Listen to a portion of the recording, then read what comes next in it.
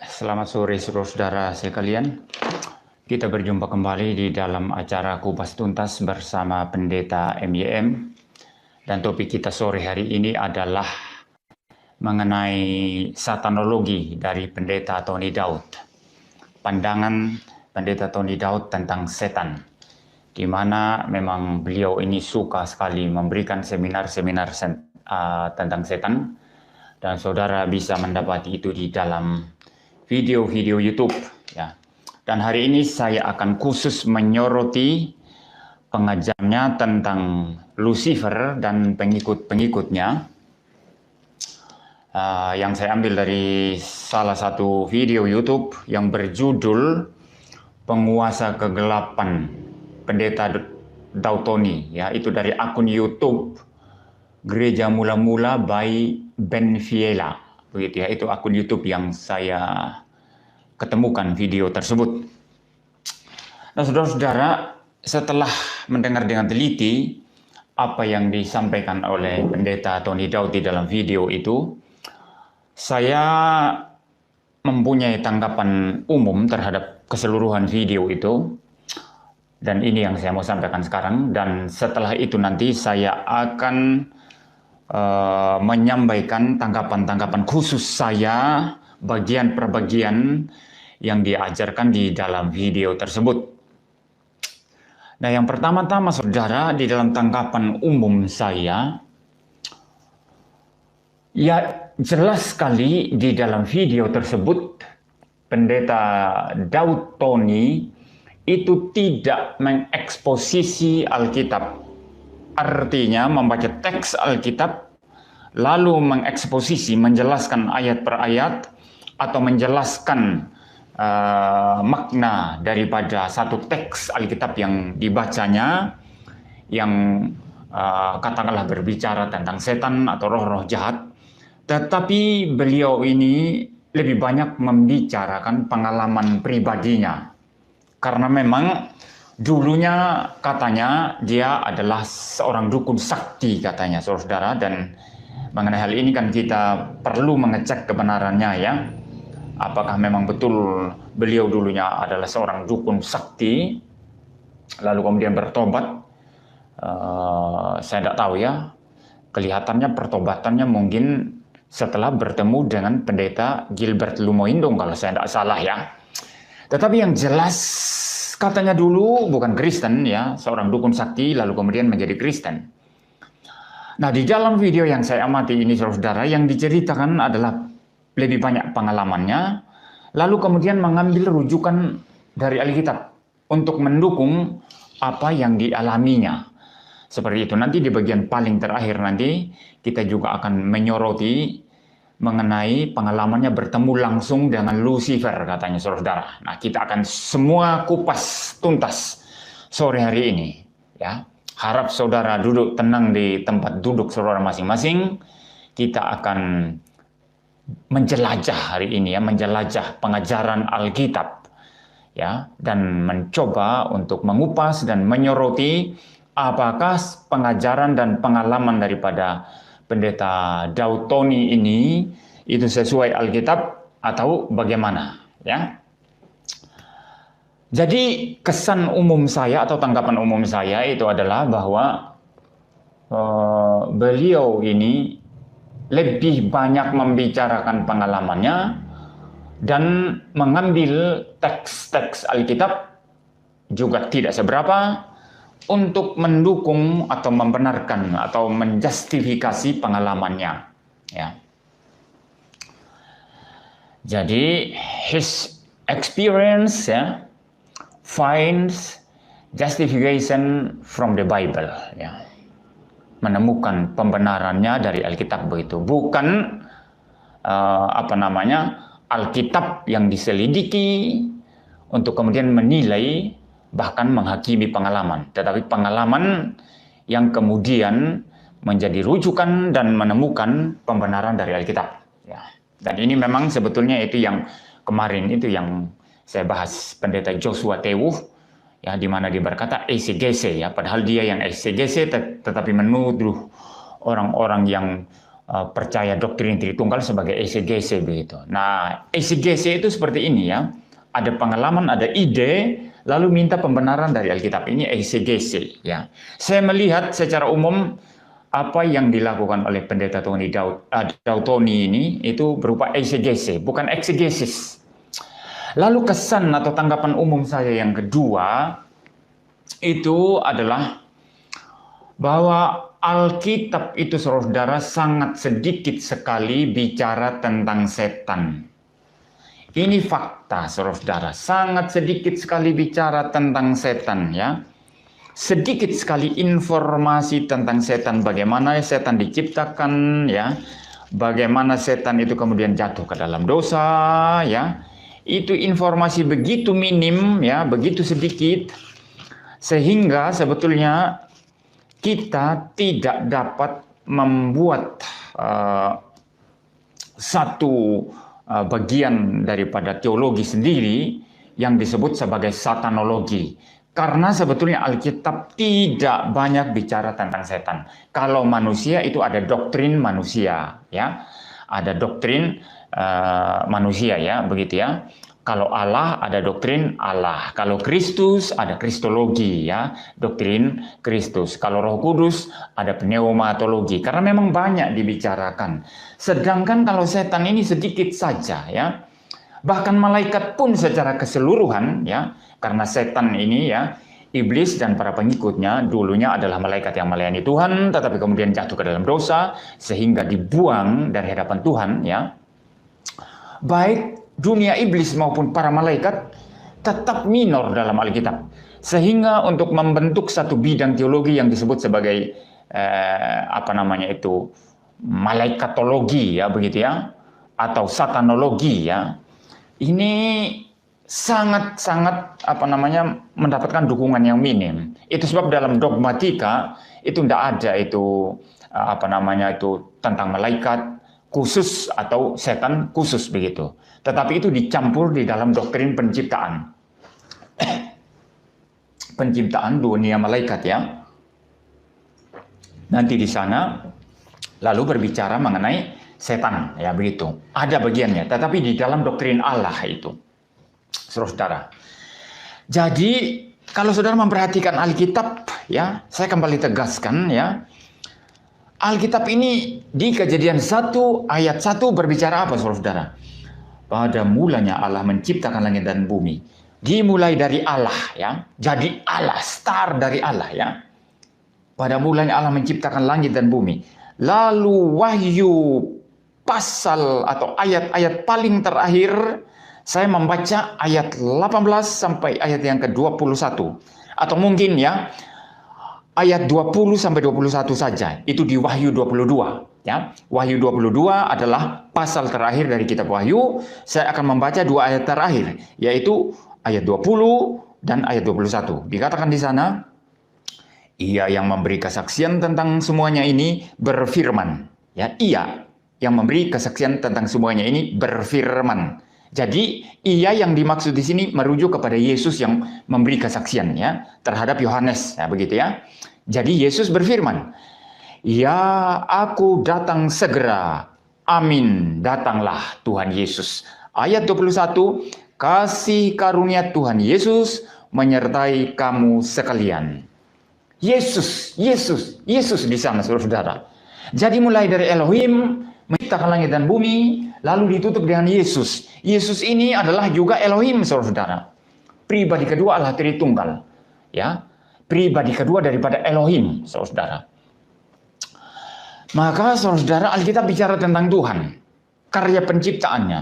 Alkitab juga bicara tentang manusia, karena Alkitab ini berbicara tentang redemption. Ya, bukan saja penciptaan, sebetulnya penciptaan itu mengambil bagian sedikit saja di dalam kitab Kejadian di bagian awal, lalu langsung mulai dengan kejatuhan. Dan kejatuhan kemudian panggilan Tuhan terhadap orang berdosa, ya. Dimulailah, ya, mulai dari Abraham, ya, kemudian seterusnya sampai Israel, lalu nanti sampai Yesus datang, lalu gereja perjanjian baru berdiri. Ini mengenai penebusan manusia dan di dalam narasi mengenai penebusan manusia, tokoh utamanya adalah Yesus Kristus, saudara. Itu sebabnya ayat penutup tadi bicara Yesus Kristus, saudara. Maka setan menjadi minor sekali. Bahaya sekali kalau seorang pendeta lebih banyak bicara setan, ya, dan tidak lebih banyak bicara tentang Allah, tentang Kristus, tentang kerusakan manusia, dan butuhnya anugerah dan pengampunan dari Tuhan.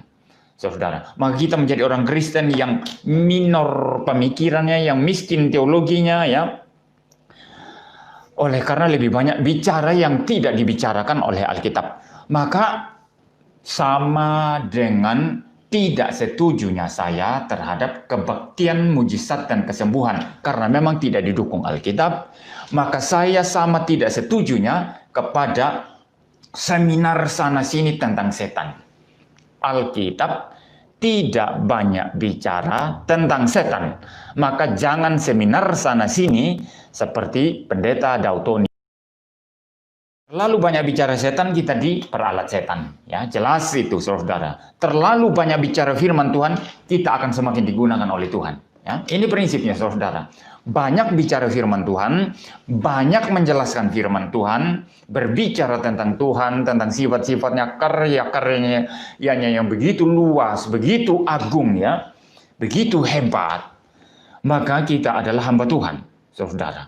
Tetapi banyak bicara tentang setan, jangan-jangan kita dipakai setan, ya. Ini satu prinsip penting yang saudara harus perhatikan baik-baik, saudara. Ya, saudara duduk di sini, saya memperlengkapi saudara. Nah, yang pertama-tama di dalam video tersebut, pendeta Dautoni itu berkata ada 5 tingkatan itu dunia roh, ya. Ada 5 tingkatan, saudara. Jadi yang pertama itu pemerintah, katanya. Dia merujuk kepada Efesus 6 ayat 12, ya. Pemerintah. Pemerintah ini katanya itu pucuk pimpinan, yaitu setan, ya. Pucuk pimpinan setan di seluruh dunia yang kita sebut sebagai iblis atau Lucifer, katanya, saudara. Ya, saya lanjut dulu, ya, saya belum kasih tanggapan. Lalu yang kedua, katanya, setelah pemerintah itu ada penguasa, itu yang kedua. Nah, penguasa ini itu katanya setingkat jenderal, ya.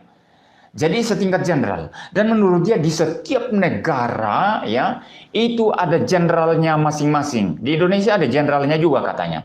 Itu adanya di pantai Laut Selatan yang biasa kita sebut sebagai Nyai Roro Kidul atau Nyi Roro Kidul, katanya, saudara. Ya, jadi itu jenderalnya Indonesia, begitu, ya. Heran juga, ya, negara Indonesia ini kan luas, ya. Sedangkan Nyi Roro Kidul itu kan itu kepercayaan orang Jawa, kan, begitu, ya. Masakan kepercayaan orang Jawa jadi jenderalnya seluruh Indonesia, kan, begitu, ya. Ini yang kayak gini saya sebetulnya ini konsisten, ya. Apakah Nyi Roro Kidul ini berkuasa di Papua misalnya, kan bisa kita pertanyakan seperti itu, saudara. Tapi ini pendapat dia, ya. Jadi di Indonesia ini jenderalnya itu Nyi Roro Kidul, ya.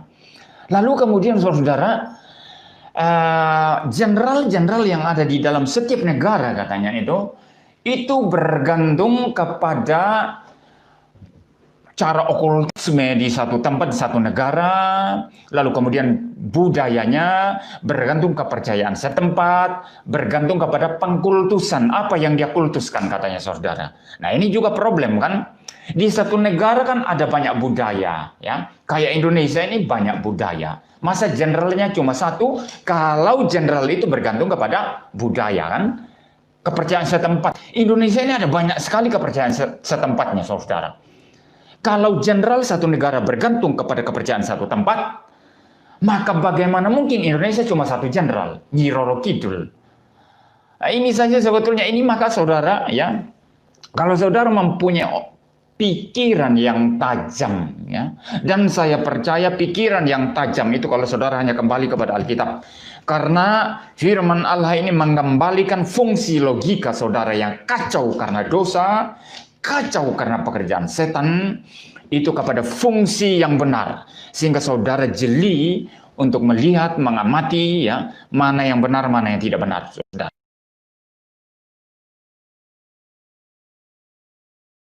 Jadi jin ini siapa? Yang mengepalai satu regu, ya. Ini adalah setan yang berpangkat paling rendah, katanya, mengepalai satu regu, ya. Jadi jin-jin ini katanya ada jin penunggu rumah, ada jin yang menjaga harta karun, ada jin yang menjaga buah. Loh, buah kok dijaga, harta karun kok dijaga jin ya. Ada jin yang menjaga pohon, katanya begitu, saudara. Nah ini 5 tingkatan dunia roh, kata dia, saudara. Nah, ini tanggapan saya sekarang. Mari kita membuka Alkitab sekarang di dalam kitab Efesus pasal 6 ayat 12. Ya. Kitab Efesus pasal yang ke-6 ayat yang ke-12. Saya akan membaca di sana, saudara.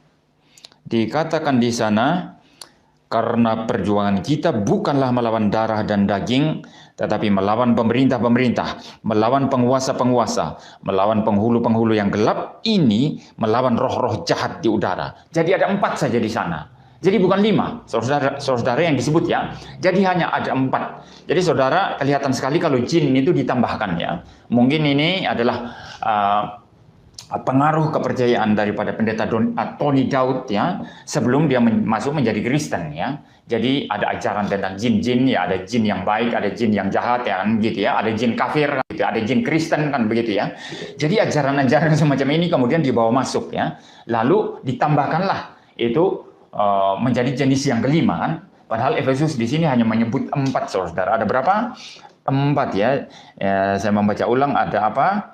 Pemerintah-pemerintah, penguasa-penguasa, penghulu-penghulu, dan roh-roh jahat ya begitu ya. Dan yang perlu kita ketahui adalah bahwa ini tidak berbicara hierarki, mana lebih tinggi lebih rendah. Tidak. Mungkin ini mengindikasikan atau memberi petunjuk berbagai jenis ya setan atau roh-roh jahat di dunia kegelapan, bisa jadi karena Paulus pun di sini tidak memberikan keterangan, saudara, tetapi tidak mengindikasikan bahwa ini menyangkut hierarki tertentu atau kepangkatan tinggi rendah tertentu, saudara. Tidak ada. Jadi ini ditambah-tambah. Tetapi dalam kitab Efesus ini bukan istilah singular, saudara. Istilahnya itu jamak. Dikatakan di sana pemerintah, ya. Dalam bahasa aslinya, bahasa Yunani itu arkas ya. Arkas ini pemerintah, principalities ya. Principalities begitu dalam bahasa Inggrisnya. Mungkin saya perlu membuka sekarang ya versi terjemahan New King James, saudara. Di dalam Efesus pasal 6 ayat yang ke-12 dikatakan di sana ya, for we do not wrestle against flesh and blood, but against principalities, ya, against powers, against the rulers of the darkness of this age, against spiritual host of wickedness in the heavenly places. Jadi di sana principalities, saudara, principalities ini jamak, saudara, pemerintah. Jadi ini adalah sesuatu hal yang dipaksakan ketika ditafsirkan sebagai pemerintah. Lalu kemudian dirujuklah itu kepada setan, begitu, kepada iblis atau Lucifer, begitu. Nah ini kelihatan sekali Pak Tony Daud ini tidak meneliti Alkitab baik-baik ya. Tetapi pengalamannya dari luar dimasukkan kemudian untuk membaca Alkitab. Jadi Alkitab sama sekali tidak berbicara mengenai iblis wilayah ini, wilayah teritorial ini, wilayah Amerika siapa yang pegang, wilayah Eropa siapa yang pegang, Afrika siapa yang pegang, Asia siapa yang pegang. Sama sekali tidak ada tentang itu. Mungkin ada hierarkinya, mungkin ada pembagian-pembagian tugasnya, tetapi Alkitab diam tentang hal itu, maka kita seharusnya diam. Tidak boleh melampaui apa yang diajarkan oleh Alkitab, saudara. Ini prinsip penting iman Kristen.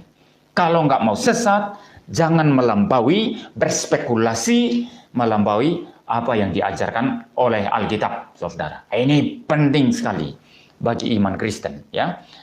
Jadi, saudara-saudara, kalau ada pendeta yang mengajar saudara itu melampaui apa yang tertulis, ya, apa yang diajarkan Alkitab, ya, maka saudara harus tolak dia, saudara. Ini berbahaya sekali. Jadi saudara ada sepertiga, tapi berapa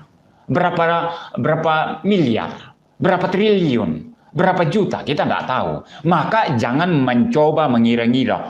Oh jumlah setan di seluruh dunia termasuk Lucifer itu mungkin 1 triliun, mungkin 2 triliun. Nggak usah saudara. Apa yang tidak diajarkan Alkitab, jangan kita berspekulasi. Ya, nggak usah, nggak perlu. Cukup tahu sepertiga daripada jumlah seluruh malaikat. Pak Daud Tony ini berkata ya, sebelum Tuhan menciptakan manusia, Tuhan terlebih dahulu menciptakan malaikat, ya, yang jumlahnya triliunan kata dia, saudara. Saya katakan tadi di dalam Alkitab itu tidak ada jumlah malaikat seluruh dunia itu berapa banyak, tidak ada ya. Jadi saya kira ini karangan beliau ini kan, itu sesuatu spekulasi yang tidak didukung Alkitab. Entahkah jutaan atau miliaran atau triliunan kita tidak tahu saudara. Jadi janganlah mengada-ada. Semua melayani Tuhan. Tidak ada yang tidak melayani Tuhan. Dan ini konsisten dan pemahaman Reform bahwa segala sesuatu tidak ada yang untuk kemuliaan Tuhan. Bahkan teologi Reform berkata adanya neraka itu juga untuk mempermuliakan keadilan Tuhan. Bahwa dia adalah Tuhan yang adil, yang menghukum yang durhaka, yang menghukum yang berdosa. Adanya neraka bukan satu kecemaran bagi Tuhan, tetapi memuliakan keadilan daripada Tuhan Allah. Seluruhnya kita melayani Tuhan Allah. Semuanya kita ini sedang memuliakan Tuhan Allah, saudara. Bahkan pemberontak pun yang akan dibuang ke neraka, dia sedang memuliakan Allah. Iblis itu bukan lawan Tuhan. Maka pendeta-pendeta model begini ini kan mengkontraskan atau menjadikan Tuhan lawan corona. Yesus versus corona. Mari kita berharap Yesus untuk lawan corona. Ngaco. Adanya corona saat ini karena Yesus mau. Pikir ini baik-baik. Ya. Karena Yesus mau. Kalau Yesus tidak mau lagi corona ada, dia lenyapkan nanti saudara. Berdasarkan kedaulatannya. Jadi jangan bawa Yesus untuk adu lawan corona. Kenapa engkau mengecilkan Yesus dengan engkau menggunakan Tuhan Yesus untuk beradu lawan corona, beradu lawan Lucifer?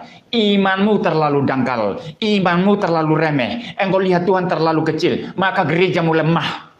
Ya, jumlah besar tapi iman tidak ada, saudara. Apa-apa panik. Bicara 666 antikristus, bicara microchip panik, bikin seminar sana sini. You tidak mungkin tenang seperti orang Reform. Ya. Tafsiran ini saya tidak mempercayainya, saudara. Karena tafsiran ini pertama-tama dia menentang penciptaan 6 hari. Doktrin recreation, ya, itu doktrin yang sebetulnya tidak alkitabiah. Bahkan sayang sekali orang sekelas John Stott, ya. John Stott, seorang Injili yang sangat baik sekali, dia blunder juga dalam hal ini. Karena mau menyesuaikan diri dengan sains modern yang lebih percaya kepada evolusi, bahwa alam semesta ini, bumi ini itu dihasilkan bermiliar-miliar atau berjuta-juta tahun. Prosesnya begitu, saudara. Jadi akhirnya dicocokkan dengan ajaran Alkitab. Lalu kemudian ada penciptaan langit dan bumi yang pertama, lalu setan memberontak, setan mengacak-acak langit bumi yang pertama itu, lalu kemudian ada penciptaan kembali. Nah, dari penciptaan pertama sampai penciptaan kembali, itu jaraknya jutaan tahun katanya saudara. Ini teori yang kompromi dengan dunia. Alkitab tidak berkata begitu saudara. Alkitab jelas mengajarkan penciptaan harafiah 6 hari. Itu sebabnya perintah untuk menjalankan hari Sabat, ya, menguduskan hari Sabat bagi orang Yahudi, itu merujuk kepada penciptaan. Nah, perintah hari Sabat ini apa? Harafiah atau simbolik, saudara? Harafiah. 6 hari lamanya engkau kerja, hari ke-7 engkau harus berhenti. Merujuk kepada penciptaan. Berarti penciptaan harafiah 6 hari, saudara. Saudara dapat banyak hal malam hari ini ya, saudara. Prinsip Reform adalah tidak usah banyak spekulasi. Ikut saja yang diajarkan Alkitab. Perhatikan baik-baik ya. Karena Tuhan sangat kecewa akibat pemberontakan Lucifer, maka Tuhan perlu teman untuk berbicara. Wih, Tuhannya adalah Tuhan yang butuh. Tuhan yang perlu sesuatu di luar diri. Tuhan apa itu? Tuhan yang lemah. Tuhan yang impoten ya. Tidak mampu ya. Kalau Tuhan cipta manusia, karena Tuhan butuh untuk bicara sama manusia, berarti Tuhan tidak punya teman bicara sebelum dia ciptakan malaikat, sebelum ciptakan manusia. Tuhan ada dengan sendirinya, tidak punya teman bicara. Kalau Tuhan tidak punya teman bicara, dia bisu berarti. Nah, ini saya pinjam istilah Bambang Nursena ya, Pak Bambang Nursena ya. Ya. Kalau Tuhan itu bukan Tritunggal, ya Tuhan bisu berarti. Tuhan itu hanya sendiri tanpa firman-Nya, Tuhannya bisu berarti, kan begitu. Jadi saudara, butuh manusia untuk teman bicara karena kecewa iblis jatuh. Secara sederhana saya berkata, mengapa harus butuh manusia? Kalau memang Tuhan kecewa, butuh teman bicara, mengapa harus manusia? Kenapa tidak bicara sama Gabriel, sama Mikael, dan malaikat-malaikat yang lain? Serubim, ya, serafim, kerubim. Kenapa?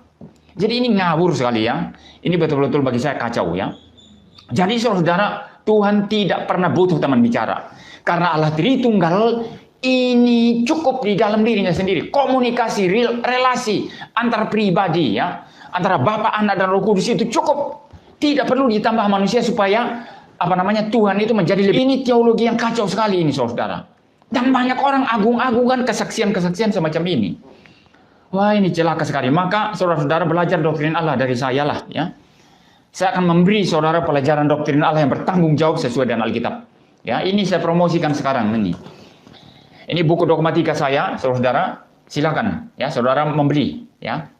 Ini saya jual dengan harga 260.000. Ini sebetulnya buku setebal ini harga halamannya itu 1042 halaman ya. Itu 260.000, kemurahan. Banyak orang yang bilang terlalu murah jualnya, tetapi saya tidak mau cari untung ya. Biar saudara kalau punya uang silakan beli dan saudara belajar dari saya. Iman yang tidak gampang takut dan gampang goyah ya saudara. Sekalipun dunia menderu, saudara lihat Yesus terlalu besar, terlampau tinggi, terlalu berkuasa, terlalu dahsyat.